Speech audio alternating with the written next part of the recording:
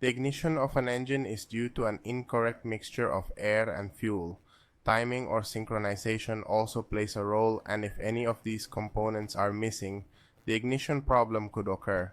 This type of failure is quite common, but in this video I will tell you what causes this problem. Number 1. Fuel problem.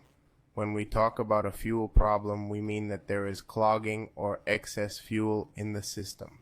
For example, if we have a clogged fuel filter, most likely the car will not start on the first or second time, and this happens because there is obstruction in the passage of gasoline.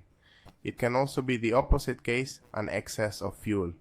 This problem is much more common and can be caused by injectors that do not work well or that are direct, or by a fuel pump with an excessive pressure, also by a gasoline regulator in bad condition, or by a defective map sensor. Subtitles. These parts can cause the car to have a very hard time starting the first time. Number 2.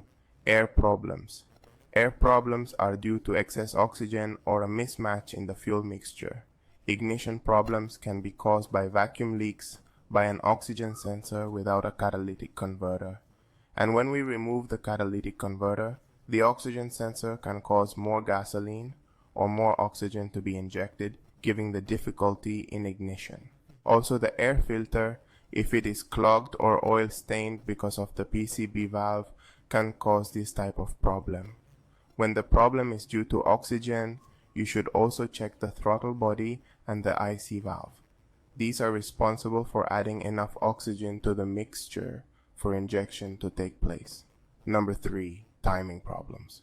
This problem is a little more complicated to detect as it affects spark plug, spark, and fuel pulse.